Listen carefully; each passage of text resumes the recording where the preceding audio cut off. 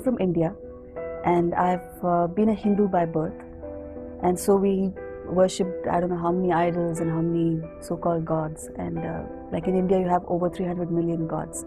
So whatever you want to worship, you can worship. But the whole focus was performance. The whole focus was do well in life, be nice to people.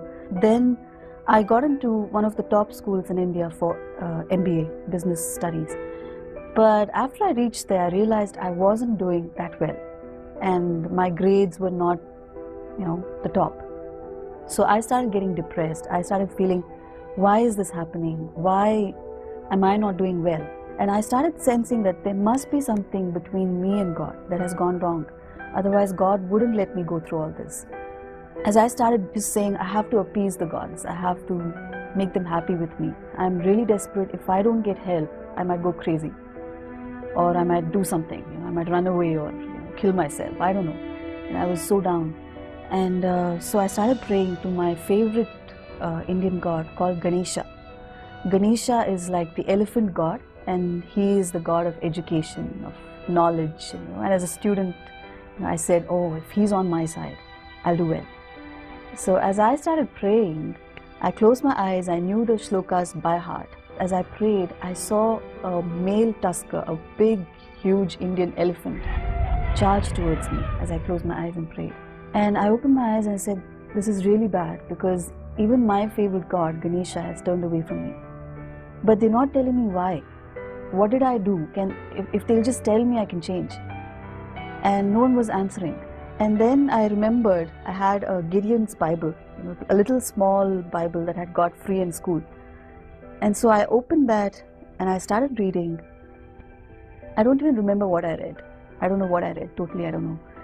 But in a matter of few seconds, something very tangible, and which was almost like white light.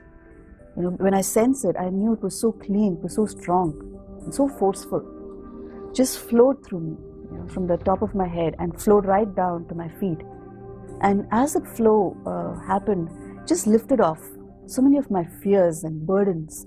My sister woke up, and she says it's about 2 o'clock in the morning or something. I don't know, I just don't remember. And she saw me and she said, my goodness, your face is glowing. Something has happened. What happened? And I told her, don't worry, Jesus is there. He'll take care of me. So the next vacation, I came back to my home city, and I met the pastor of my church in India, which is New Life Fellowship. And he led me in the prayer. He told me what it means to be born again. I still tell everyone that I meet, I say, he's the only God who communicates. He's the only God who will answer you where you are. A lot of my friends immediately turned away from me, called me names. They've said, oh, you're a fanatic, you're a rebel, you amount to nothing, you're a waste, because now you have Jesus as a crutch for you. I had to confront my own faith, my Hindu religion, I had to confront. And it was difficult initially, because it's like, why only Jesus?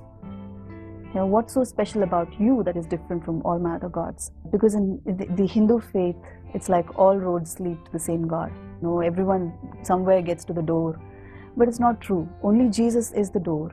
Only Jesus is the one person that we can go through. Everything else is the wall. And you can never get past that.